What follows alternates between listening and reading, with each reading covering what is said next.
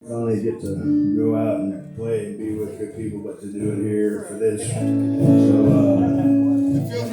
thank you. Yeah. And I want to thank you for bringing Shane Brown. That's a huge thing for me. His dad was a hero of mine, and then it's one of those weird things like you discover someone and they become a hero, and like a year and a half later we were friends, and it was a weird thing. I had it was kind of early on in Sourdough. I think we hadn't made the second record yet, but it was at the point where I toured so much that I didn't have to work when I came back home, and that's just because I lived on like $300 a month. So it's easy to do. Yeah, if you know how to do it. But I used to go up to the old Dan's bar and just read all day, and I picked up this little weekly rag there in Denton, and it was mostly crap, but sometimes they'd run something from the Associated Press or something, and there was a little, not this long, inch-wide column about one of Larry's books, and when I was younger, I was a big reader. I loved Faulkner and Steinbeck and a lot of the classic stuff, but and I was going to go to school for literature, but I just couldn't see outside of that. I was like, well, nothing's going to be better than this, so screw it.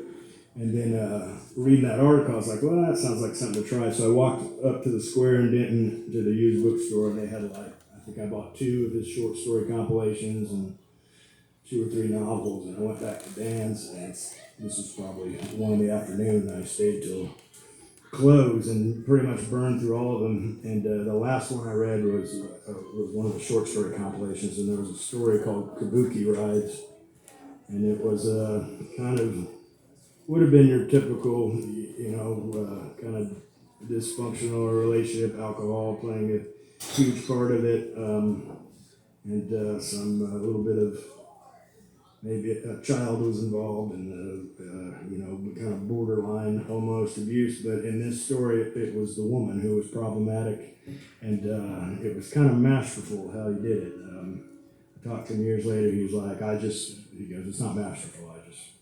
I wrote something, and then I wrote the next line, and I wrote the next line. But I went home that night after reading that, and I immediately wrote this song that it would be on the next record on Barrel Tested. And when Barrel Tested came out, our label was really trying, our tiny little label at the time.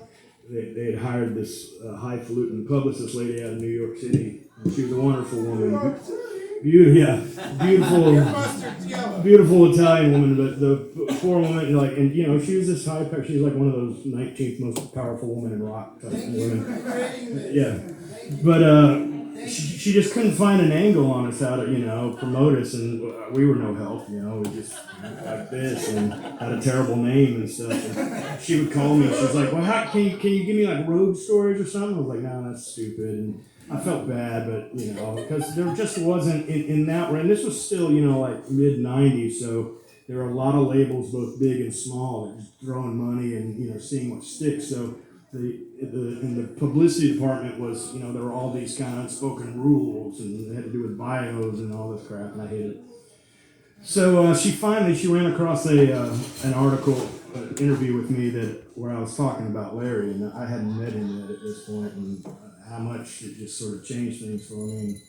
And she called me and she's like, "Oh, I found this article." She's like, "Why didn't you tell me? All my friends are in the publishing business up here. I know people that work at his publisher, so I'm thinking I'll get the 2 of you together to interview each other." And I was like, "Oh no!" That number 1, it scared the shit out of me, and number 2, I was always weird about like just meeting my heroes, especially in kind of contrived or artificial ways. And as years went on, I got to meet a lot of my heroes and play shows with them and stuff, and that was okay. But that was just really creeped me out. And she kept working on me, and I was like, "No, I don't want that."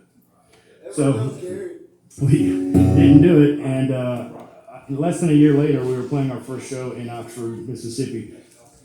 But it wasn't in Oxford. It was at this roadhouse, like a few miles outside of town in the woods. And we pulled up, and it was very Larry Brown, but I was like, "Oh man, we might not get out of here."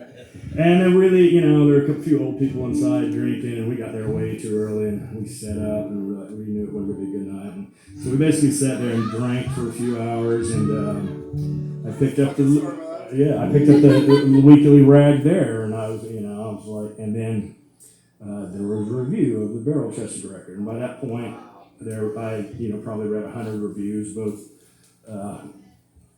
positive and negative. And what struck me then, I was learning, a lot of the positive reviews pissed me off more than the others because they were dishonest. Like it was a positive review, but they were just echoing what, they read something to someone else. And this is what happens when publicists get involved and they push out one sheets and then everybody just writes a variation of the one sheet or something stupid.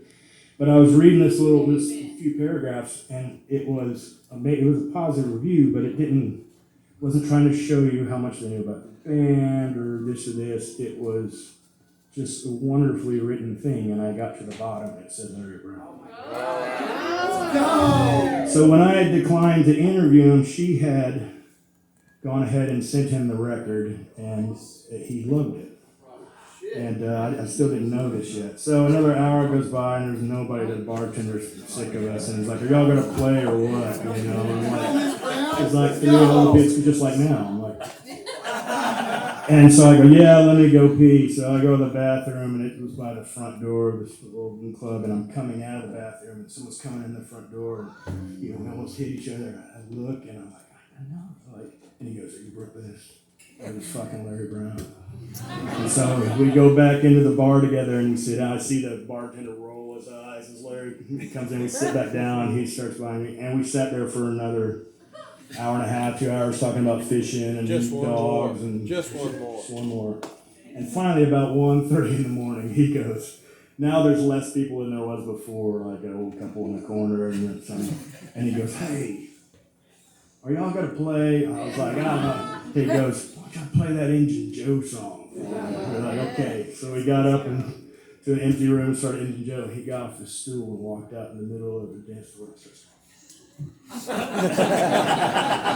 and long about then, this old woman who'd been in the corner, she gets up and comes over and she's like, "Dance with me, Larry." And it's like, now we can't stop playing. So I think we played Injun Joe 3 times, maybe 2 more. And then after that, I'd get home, I'd be touring, and I'd get home, and there'd be, little hand-typed letters from him, and he would send me books and stuff. And it, as much as meeting some of my musical heroes was always cool, nothing was cooler than this for me. And Larry and his family, he not only was he this amazing writer, but just one of the sweetest, fuck you up kind of people in the world. And you can tell, you meet his son Shane, sweet people beget sweet people. And so thanks for that. Sorry, that was long and rambling. Anyways, this was... Yeah!